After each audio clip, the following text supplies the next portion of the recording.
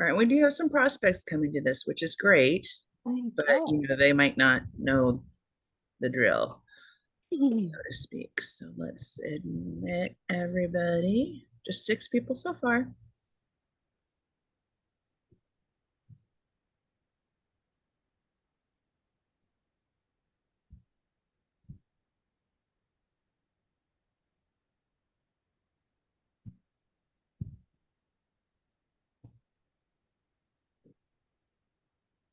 Hello, hello, good afternoon. Thank you for joining Brio today.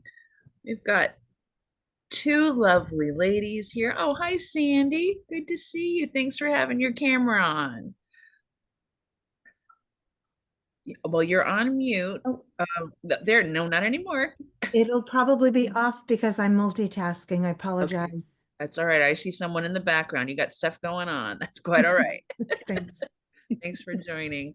Um, and I want to introduce two of my lovely colleagues here. We've got certified financial planner Mariana Lamas, as well as associate financial planner Vivian Segura joining us today. Hi, Ingrid. Good to see you. And this hour is for you all, right? So we have a presentation to go over open enrollment. It's something that happens every year. I know that for those of us who are still employed, it requires action that we have to take even if we aren't making any changes. So it's a good opportunity to review what it is you've got and what other things you might be able to shift around or change. So that's where this terrific twosome come in to play. I just want to move along to the next slide to indicate, for any particular specific to you, this is information, general information only. If you want anything more detailed, let's get a one-on-one together with your planner or advisor. So with that, I will let Miss Mariana take center stage. All right. Thank you, Shannon, and happy Friday, everyone. Thanks for joining. Today we got a lot of things to cover, but feel free to interrupt. And also there's a chat, so ask questions. Hopefully we will be able to answer everyone's questions today. But today we're talking about open enrollment, and we'll be talking about like why are we even talking about this topic? What is the importance of it? We'll look at different health plans to hopefully help you determine which one is the best for you. And then also some tax advantage accounts that come with the health plans. And then we'll look at other additional benefits that you're going to have to select during open enrollment. So your life insurance, disability, and some additional perks. And then just throughout the presentation, we'll like touch on when can you make certain changes and how to make those changes.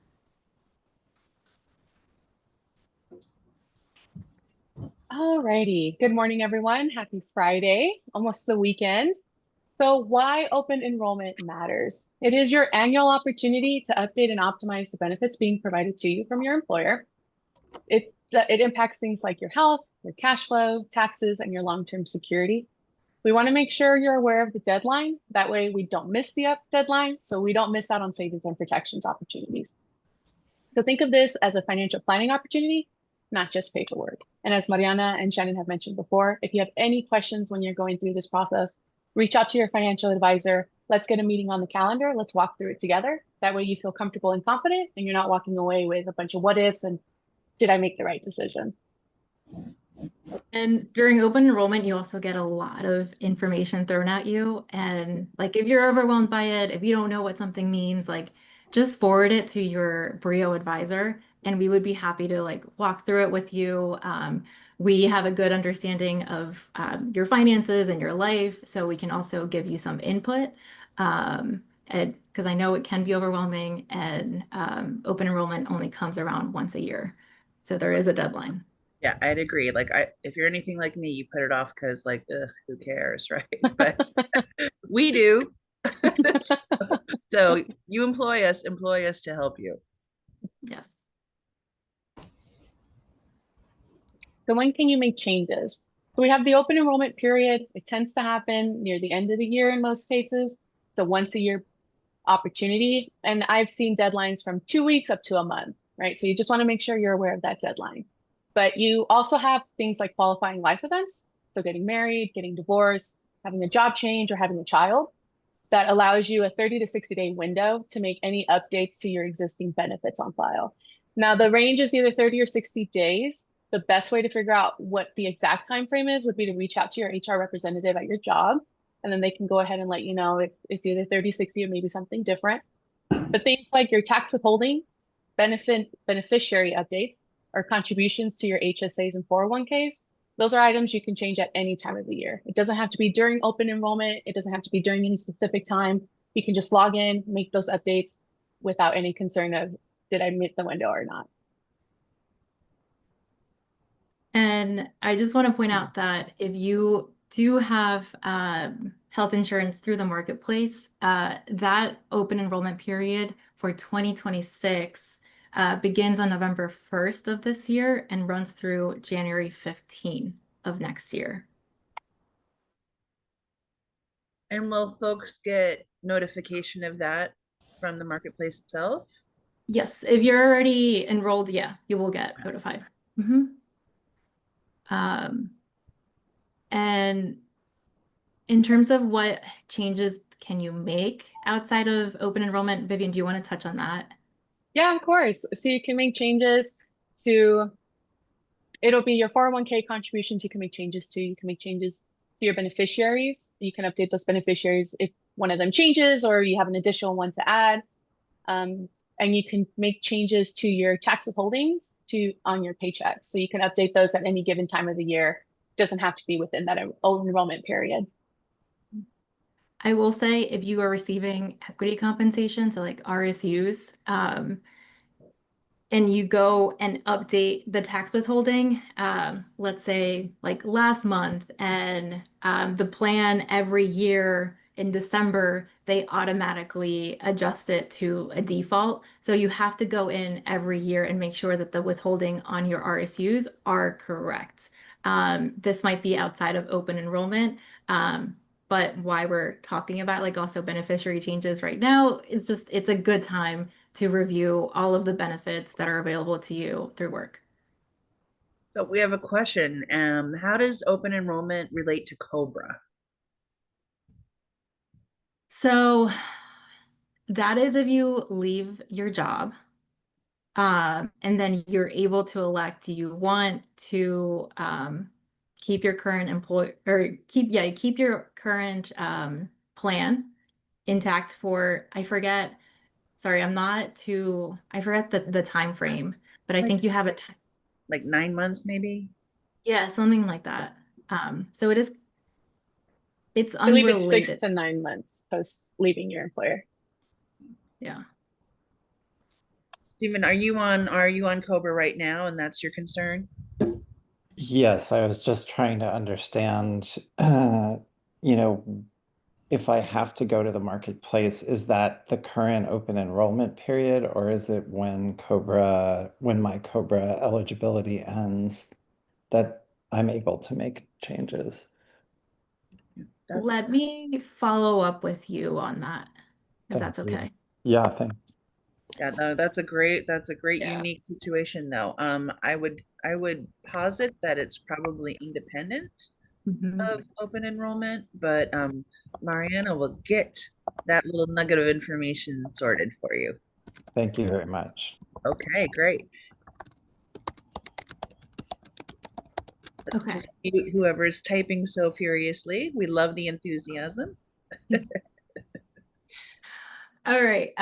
So health plans. This is when open enrollment comes around. This is like what we typically get asked around, like what health plan should I pick? And of course, it's going to depend on your specific situation. How much health insurance do you typically use? So it's a difficult question to answer because we also can't predict what's going to happen next year. But some of the questions that you should like keep in mind as you're reviewing all the plans, how often do you typically use insurance? Like, are you someone that goes to the doctors regularly, not just like your annual checkup? Do you also visit like specialists? Do you have expensive medication that you're on? So it's good to know like all of that information as we cover each plan shortly. Also, like for 2026, like are there any surgeries that you have scheduled? So those are some things to consider. Um, there are the three plans that I'm going to cover. These are typically the ones that we see. So the first one, and it's an HMO. The premiums on this plan are typically lower. Um, and the costs are it's predictable because they have copays associated with them. Um, and the premium on the HMO are lower because the plan itself is more restrictive. So you need to pick a primary care physician, and anytime that anything happens to you, you have to go to the primary care physician, and then they are going to refer you out to a specialist. And it's also in network only, so that's something to consider. Like, are there doctors that you visit regularly, and are they in network with an HMO plan? Um, with a PPO, these have low deductibles. So a deductible is the amount that you pay out of pocket before insurance starts covering some of the expenses. The premium on the PPOs tend to be higher. So this plan is the most expensive one typically. But there's not a lot of restrictions. So you don't need to pick a primary care physician. You can see a specialist without a referral. You can also pick doctors that are in network or out of network. Now, if you do choose a doctor out of network, it's going to cost you more, but like you do have that availability for you. With a PPO, these plans, most of the time you're eligible to contribute to a FSA account to save for medical expenses. We'll touch on an FSA later on. And then the last plan here, this is a high deductible plan. So, as it says in the name, it has high deductibles.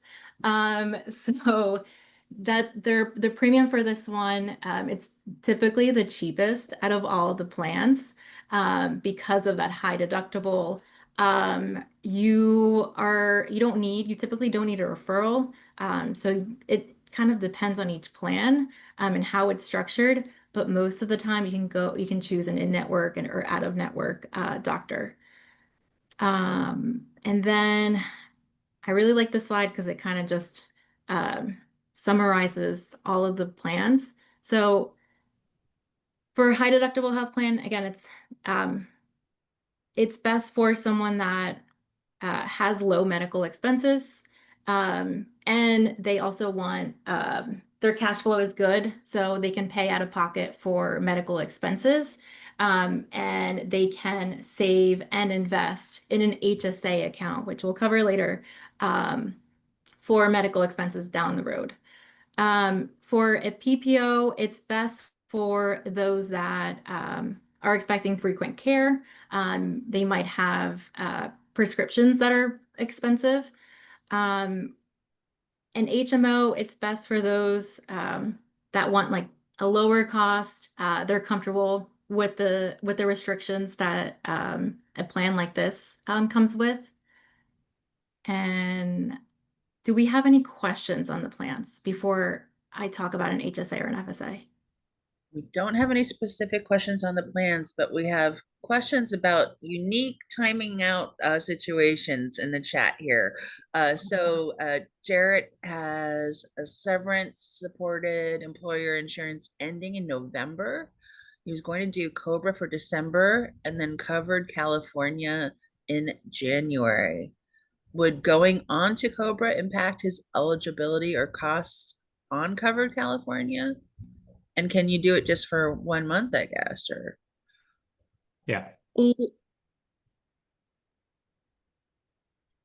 Can I get back to you on that one? I want to ask someone that from our team, an advisor that is very familiar with Cover California. Yeah, this is Jared. That would be great. Yeah, thanks. It's kind of a interesting timing. The part Yeah. number is I've already paid up my deductibles for the year, and if I have any expenses, I don't want to have to start, start with an empty deductible all over again. Yeah. All right, love it. Well, that's why we're here to help. There are lots more questions coming in. All right. See Nola, I'm not sure who that is. His son ages out of their health care in October. But with open enrollment, he won't be covered until January. Is that true? Or are there any bridge options to get coverage to January? So if There you're, is, oh, oh, no, go ahead, Vivian. Was that you? yeah, it was. I was just Yeah. going to say, so if your son is employed and is offered benefits at his employer, the aging out of your particular health plan will trigger one of those special enrollment periods. And I believe it's 60 days before he ages out and 60 days after, allowing him to enroll during that time. So there shouldn't be a lapse in coverage, in my experience. He should be able to enroll with his current employer so that he doesn't have any lapse and it's just going from one plan to the next, since it's one of those qualifying life events. Is he Yeah, I currently would like employed? that to be the case, but his employer, when he started working for them, just basically sent him a brochure about enrolling on the open marketplace. Oh, wow. But I mean, he is applying. He is like in line, at least made the first cut for a couple of jobs where he would get benefits. But that's a big if at the moment, and he just needs coverage until he does secure a better job. So I mean, given his age, he should be able to get a health plan through the marketplace. If he just needs something and like to cover him in a catastrophic like situation, those plans they tend to be more affordable. okay, I mean, he could just risk it for like 2.5 months. Just that is an Well, option. yeah, well, I we're mean, not necessarily going to recommend that. I'm not going to recommend it either, but The last thing I will say is your current employer, he might be eligible to go on Cobra after, I think there is like a grace period after you turn 26. So I would look into that. okay. But it will be expensive to keep Yeah, it would. Yeah. I mean, generally Cobra is expensive. Yeah. So yeah. Okay, thank you. All right.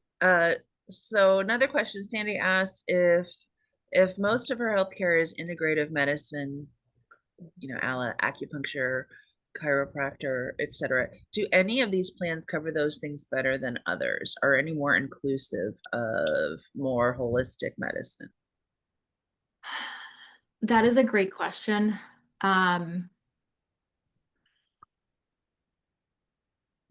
You might not like this answer. But I would like one thing that open enrollment does do well is it gives you like you can click on each plan and it'll give you even just like a high summary of like what is included or not. So I would just like quickly click on those links and see. Yeah, I have to think it's probably not as integrated as we'd like it to be in most of those plans.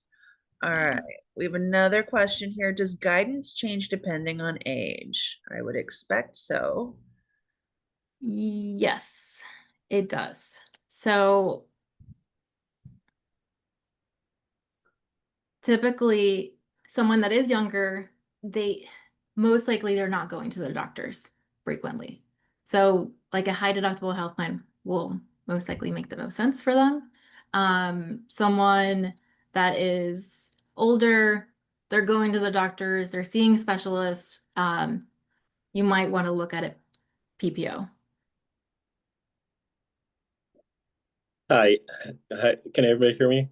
Yeah. Hi. Yeah. Hi. I put in that question. So, of course, typical of my life. Hi, Michael. Greetings from Portland, Oregon. I fall right between. I'm 62 and I'm really good health, but like you can't really guarantee results off of stocks, that may not indicate that something might not be wrong. I know I'm sort of trying to get the best answer, but I'm not sure that there is a best answer. I've done both PPO, I've done high deductible, and invariably, the year I chose a PPO, I don't go to the doctor. But when I choose the HPP, I go to the doctor a lot. You know what I mean? It's all sort of a crapshoot, as it were. But I don't know if there's any sort of middle of the road kind of guidance. I think if you're healthy, Mm-hmm. you don't have any like surgeries coming up, like you're not planning on getting super sick. I know you can't plan that No. obviously next year, but like, and you're like, you have a good cash reserves on the side in case like an emergency does happen. Like, I think choosing a high deductible health plan would probably make the most sense. That's what I was leaning toward. I'm starting a new job as of October 16th, so I was just wondering. Yeah. It popped into my head. Thank you. Okay, thank you. All right. Anna's considering a changing from a PPO to a high deductible. How can she find out how much her specific prescriptions would cost ahead of time? She's tried, I guess, in the past and never been able to get that finite info in advance. I know in my experience, like when I enrolled for health insurance through Brio, I clicked through the available plans that I was being offered, and there's a section there that it lists the categories of drug classes. I believe it's like class 1 to like class 4, and it'll tell you about a range of what you could be paying. I couldn't really narrow it down to an exact amount, but I could find a range. I know in the past with the previous job I had, I was able to sit with my HR rep and they were able to kind of walk me through that process so I could see a little better what that would look like. Because I believe the best way to go about it would to go to the provider's website, like Blue Shield or Kaiser, for example, and then use their like drug formulary index, I believe it's called. But I know, right? But I know in the actual offerings, well, as you're going through open enrollment and you select those, it should have a breakdown of like drug classes, and then you can get somewhat of a ballpark as to what those costs could be. But it would probably be best to sit with an HR representative so they can walk you through that a bit better. Yeah, I think they vary so much. It's Mhm. based on not only the provider but the plan itself. Okay, she also follow up from Anna. If she switches to a high deductible and then starts an HSA for the next decade, but then when she gets older, decides to change to a PPO, can she still use the HSA? Yes. Yep. And we'll touch on that. Like the HSA, it's one of the what has a lot of benefits. But you can take it and use it whenever. Yeah, it's portable, right? Yes. It's if you're in a PPO down the line, you're not going to be able to contribute to an HSA, but like if there's still money in there, you can definitely distribute from it. Okay, great. Love it. Thanks, folks. All right. Those are To good pay questions. she follow up, can she use the HSA funds to pay for premiums or just care? Not premiums. It has to be care. All right. Okay, let's move on. Hey. That's a good segue. Oh, well, look at this. So some tax considerations for HSAs and FSAs. As Mariana mentioned, HSAs have quite a bit of benefits. They are portable investment vehicles. So like we said, if you leave one employer, you can just take it to the next and let the funds within there just keep being invested and working on your behalf. They have triple tax advantages. They're tax deductible, they're tax deferred, and they offer tax-free withdrawals.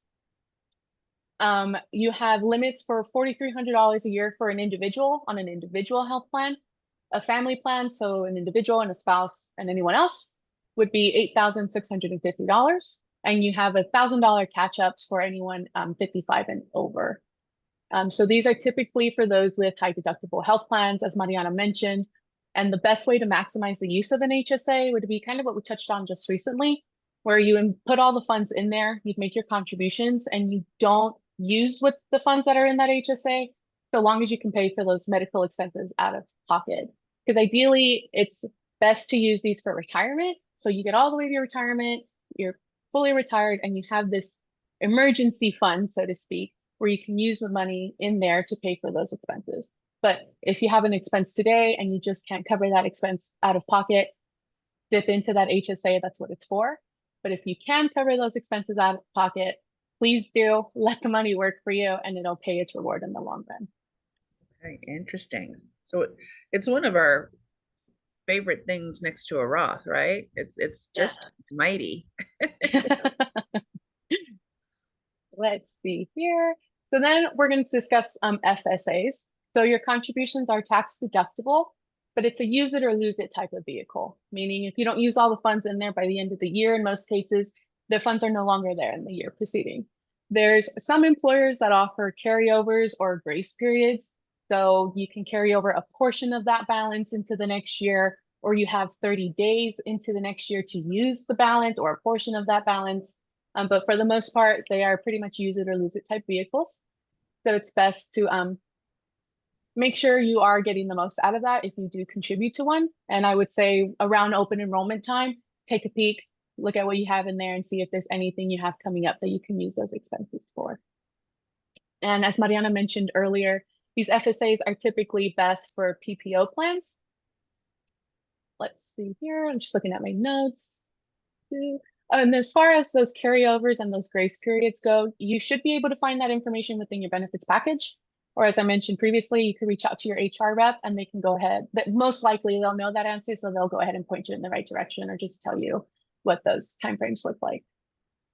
Okay, thank you, Vivian. We've got a follow-up question about HSA. Can it be used on medical expenses out of the country? Say someone moves or has a hospital visit or need overseas. I want to say no, but I don't know. Vivian, do you happen to know? Have you had experience? I haven't had too much experience with people using them for out of country expenses. They're typically all incur within the States. I'm kind of like Mariana, I want to lean on the side of no, but give us some time, Anna. Let me look into that and I can have an answer for you. And then a very specific question from Maxon here. So they're looking to use a specific surgeon in 2026 that doesn't take any of their employer provided insurances. So they know they have to buy private insurance. I guess earmarked a Blue Shield of California Platinum 90 PPO. Is there a way to get a better rate for this plan, or it just costs what it costs? And this is through an employer or through the marketplace? I think. Are you Marketplace? My employer doesn't offer Blue Cross, or sorry, Blue Shield as an option. Is there a better way to get? I would say no.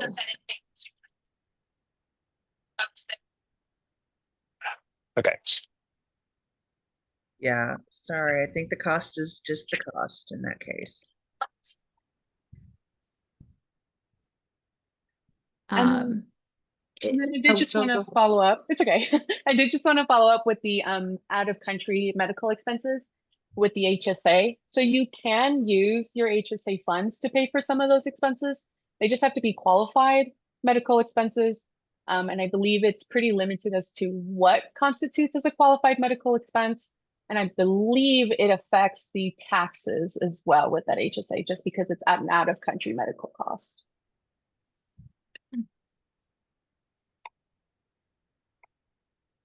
Any other questions on the slide? Just a plug for travel insurance if you're traveling.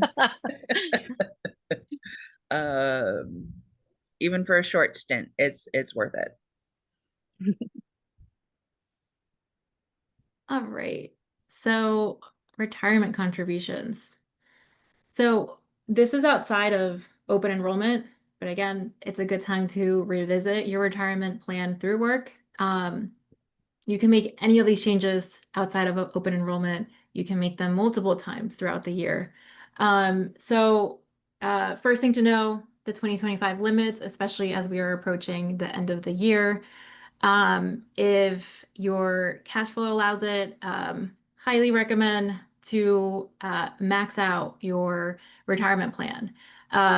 And just quickly note that if you are 50 and older, you're able to contribute more than the 23,500 a year.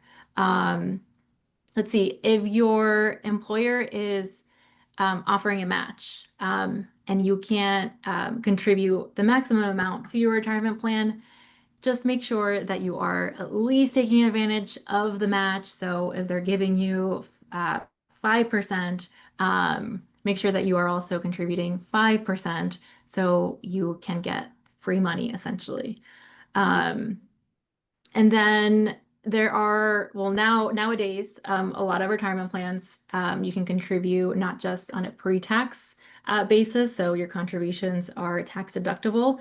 You can also contribute to the Roth portion of a retirement plan. So contributions, you don't get a tax deduction, but at distribution, those dollars are tax-free, which can be very nice. And then a lot of plans also, you're able to automate any increase in contribution, especially if you're not able to hit the limit this year or next year. You can set it and kind of forget it. Like every year, I'm going to increase my contribution 1%, 2%, just so that you get closer to hitting that max limit down the road. And a lot of times we don't really feel those like small increments over time, but they make a big difference.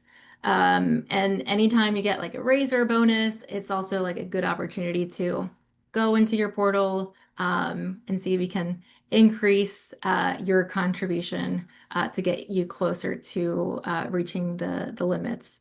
And then lastly, this is a good opportunity to just look at your investments in the retirement plan. We typically recommend to rebalance it at least once a year.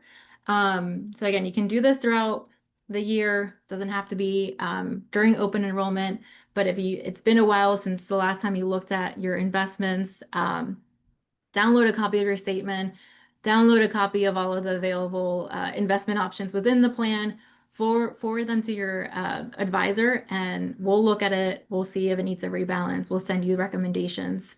And yeah, that's it for retirement plans. All right, there's a question here. Two questions now. HSA, I'm not sure I understand the question here. HSA or regular catch-up slash super catch-up money. Which would you recommend? Do you Ah, contribute to the HSA, or do you correct, or at my age, would you just go ahead and do the catch up or the super catch up? Can you and make you'd be the super catch-up, right? right? Correct. Oh, for the retirement plan, so if you can, definitely do the super catch up. So if you're in the ages from 60 to 63, you can Mhm. contribute 23,500 plus 11,250. Right. I guess the bigger question may be since HSAs are an investment essentially, right? Mhm. Do you have any experience, or do you have any knowledge about whether there's a better return on your HSA versus doing that extra your catch up or your super catch up? Um, in terms of the return, I think it's gonna be a little bit similar. Okay. Uh, I can't really answer that question because it depends on what investments are available. Sure. In an HSA and your retirement plan. I will say the HSA, I would just assume that it would have tiny bit lower rate of return just because a lot of times you have to keep like $1,000, $2,000 in just cash, which will bring Uh, the return. That makes sense. Terrific. Thank you. Thank you. Yeah.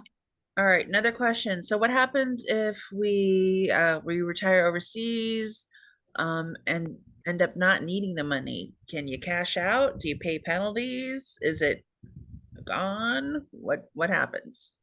So I For the HSA or retirement plan? HSA. So I believe if you do that before 65, there's a 20% penalty, I believe, and you have to pay income tax on that, ordinary income tax on that withdrawal. If it's post 65, there is no penalty, but you're still subject to those ordinary income taxes. So you can do it. It's just your age will make an impact, right? So if you're 65 younger, there's a 20% penalty. 65 older, you avoid that penalty, but you're paying ordinary income taxes on that withdrawal in either situation.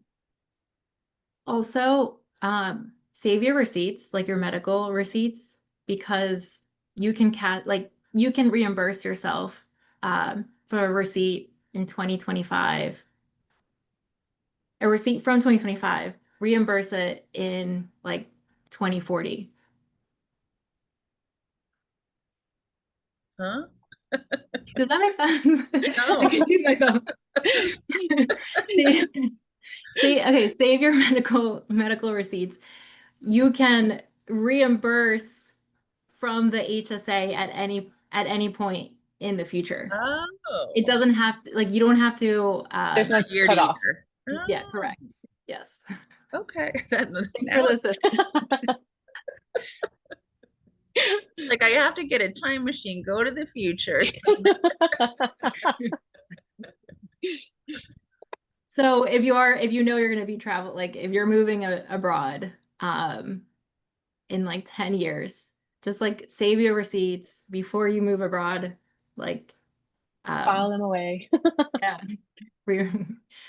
Yeah, that's a great tip. Any other questions before we move on to the next slide? All right. Even if you had a PPO at the time of the expense without an HSA, i.e. her husband had surgery last year, he is still paying for it.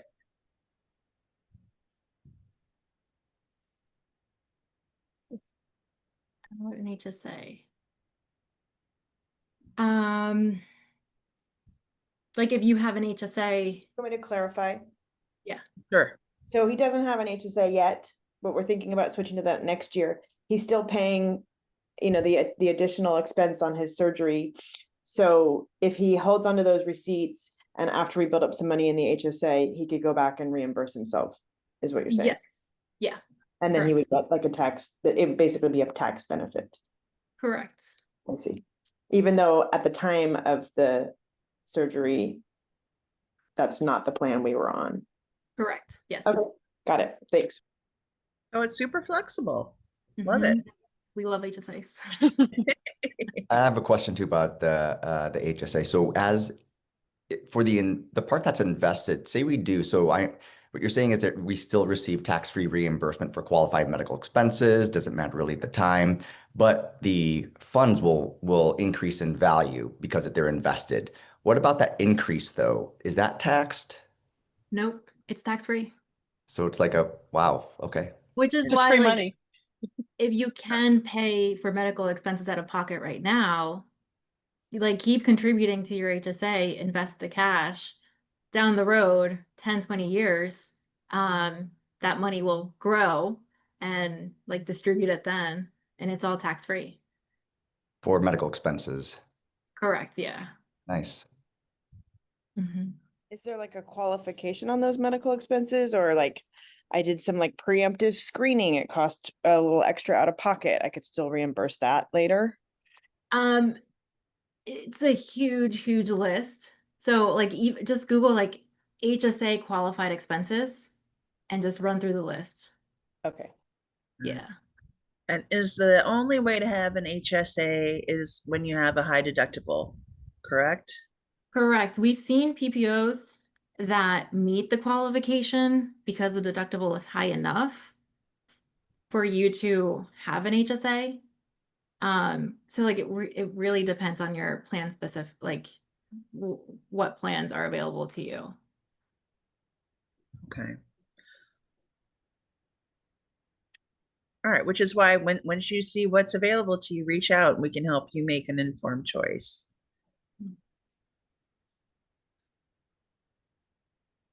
All right. Alrighty, so some insurance and protection options you're likely going to run into as you're going through open enrollment. First and foremost, life insurance. Employer coverage tends to be limited. It's normally 1 to 2 times your salary. So you do want to consider supplemental insurance to offset the gaps, right? And the best way to determine what kind of supplemental and how much, that would be to speak with your advisor. Everybody's plan is very unique to their own situation. So just meet with your advisor. They're going to go ahead and tell you which ones to enroll in, what supplements we might want to consider, and for the benefit, the exact benefit you want to look at. We also have disability insurance, short-term and long-term. The coverage is typically a percentage of your salary. If the employer is paying the premium, you're paying the tax on the benefit, right? And just like life insurance, you may need private policy for full protection. We'll get the finite numbers for you. Just let us know and we're happy to help. We also have some supplemental options. We have accident, critical illness, long-term care, and these are very much a case-by-case basis. Not everybody's going to need any of these. Some people might need a couple and not the rest. Some people just won't need any at all.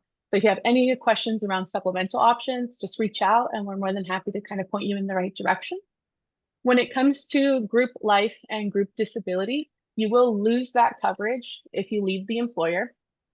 Right? And these employer plans often offer better rates just because it's a group plan, not an individual plan.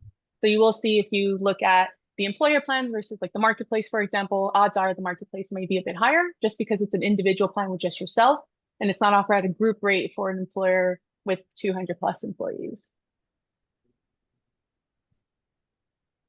And Right. then And no one wants to pay for insurance, right? It's boring, it's no fun.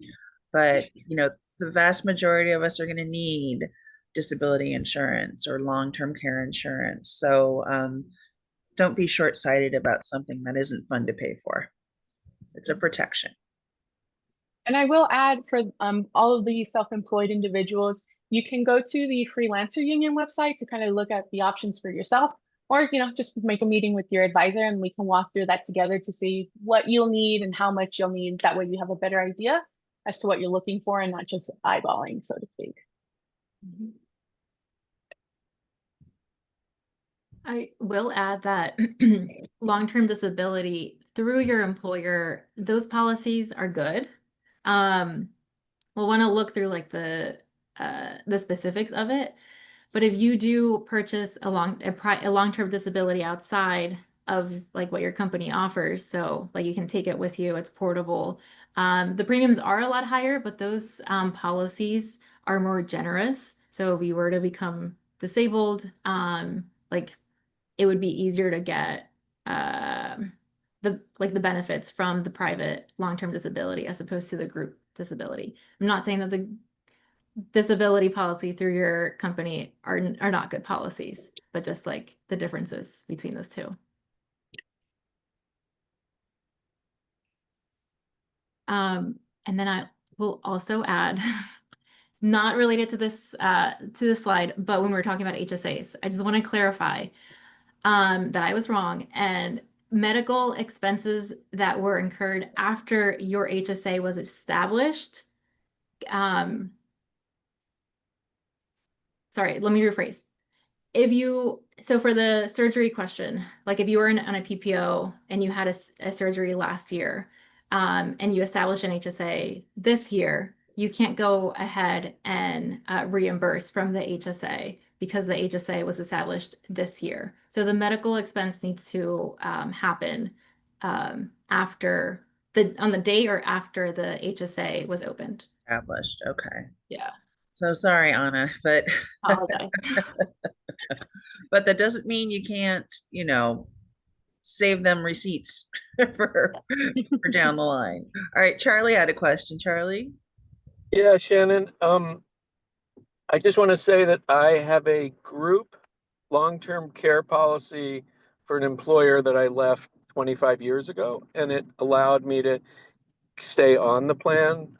So I don't know if that was a quirk 25 years ago, but I would not, unless it's changed, I would not say the blanket statement that you can't carry a long-term policy when you leave a group long-term policy when you leave your employer. I would not say that's a clear rule in my experience. No, yeah, you're correct. It depends on the plan. And then also you do have the option to take it with you, but the premiums are going to be higher. Might be higher. Again, it depends on the plan specifics. I'll just say that it's not the best coverage in the world, but it's only $750 a year. So like it's the one bill I pay the day I get it. It's like, do not get me off that. Just saying. Sorry. I love it. That's great, Charlie. Thank you for sharing. All right. Mike has a question about a key life insurance plan for he and his business partner. Thank you, Shannon. Hi. Hi, Mike. The question is, are you familiar with key life insurance policies for business partners? That's the first question. And if so, our attorney has suggested that my business partner and I have two key life insurance policies, one each of us. In case something happens to the other partner, there's a life insurance policy that kicks in to allow the other partner to continue the business or whatever it is. She and I are struggling on what that limit should look like, or like what the policy should look like. Is there a formula or some kind of worksheet that I don't know, Michael or somebody at Brio can help me with that would help us establish like what that coverage should look like? Good question. I will have to get back to you on that. I'm familiar with key life policies, but not too familiar to be able to give you a little bit more guidance. So good question, and I'll reach back out. Okay. All right. Thanks. Thanks, Mike.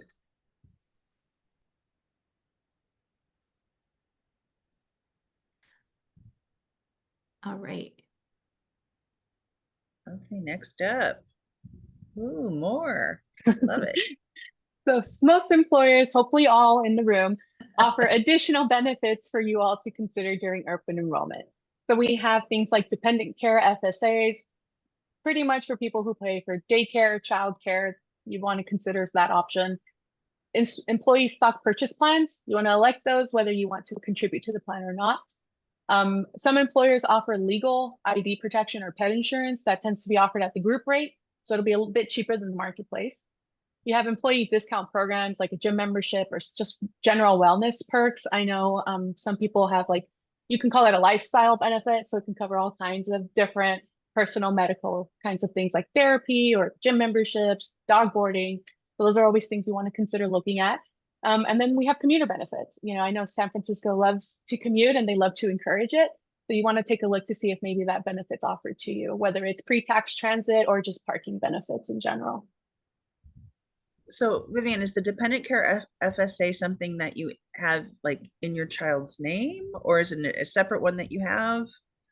I believe it's just a separate line. It's just like a separate policy, so to speak. And it's only dedicated for childcare. So you have to show the qualifying expense would be the childcare. But with the same limits, right? Right. Okay. That's great. I didn't know that. All right. Any questions, folks? Okay. Life changes. All right. Okay. I believe this is our last slide, but as we know, life happens. So if you've had any of the life changes on the screen, right, that are listed here, it's a good opportunity to revisit other things. So for example, if you got married, if you got divorced, it's a good time to look at your beneficiaries. You should at least look at your beneficiaries once a year, not just your beneficiaries that are listed on your retirement account, your life insurance policy through work, but also your investment accounts, things like that. This is a qualifying event, so even outside of enrollment, if you get married halfway through the year, it would be a good opportunity to look at both spouses' benefits and see which health plan makes the most sense for us. So And then if you had a new child, it's a good opportunity to look at life insurance. Do you need any more? Do you need a new policy? If you are already contributing to an FSA, can you contribute to the dependent care FSA? Should you be thinking about opening up a 529, even though your child is months old, right? Those are the conversations that your advisor should will definitely be able to guide you through. So just reach out whenever you have a major life change. We're definitely there to help you navigate that. Elder Also care. add, if I could, Mariana, as far as beneficiaries, if you've suffered a loss in your circle, I did earlier this year. I haven't yet had the heart to change my beneficiaries, but I know it's something I need to do. So that certainly qualifies as a life change that comes with some homework. Yes. Um, let's see, elder care, your employer might have some caregiver benefits. I will say also if the dependent care FSA, um, if you it does qualify for certain adult dependent care, not just for kids. So that's good to note. And then if you're nearing retirement, like if you're I shouldn't even say nearing retirement. Like if you're 50 and older, like you can contribute more to your HSA, your retirement plan. So that's a good opportunity to look at those contributions and make any adjustments. So question, let's say I'm a Brio client.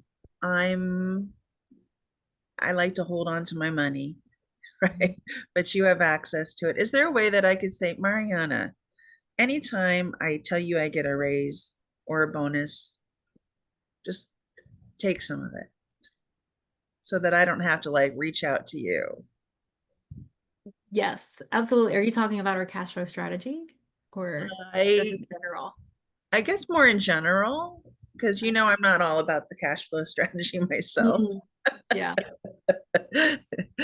um, because some of us are more reticent to give over full control, right? But like if I get extra money, like a bonus, I if you give that to me, I'm gonna spend it. I'm not gonna save it. And so is your question like what to do with it or how would we be able to help? How would you be able to help? Yeah. Of course it depends. I know we hate that question, that answer. But it depends. Like, we would look at like where how much cash reserves do you currently have?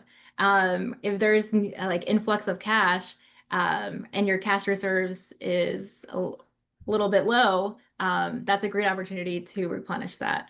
And maybe if your cash reserves is fully funded, can we put more into investments? Are you maxing out your 401k? If not, let's increase that, right? And then use your bonus to kind of replenish the lower paychecks that you'll be receiving.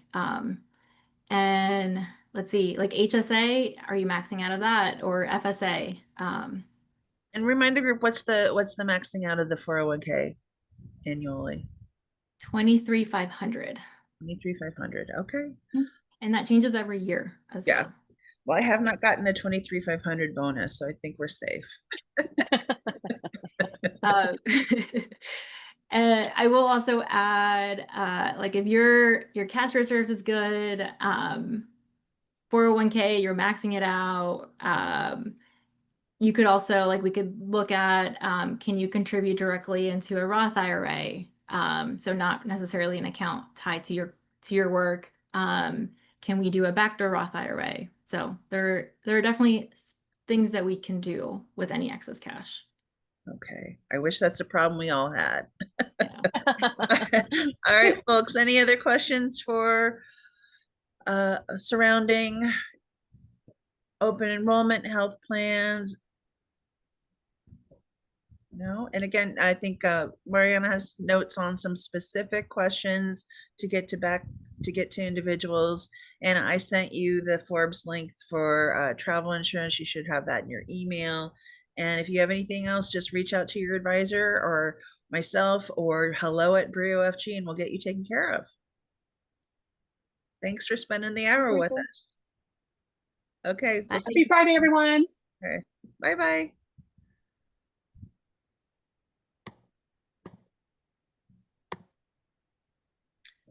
Great job, ladies. Thanks. Hold on one second.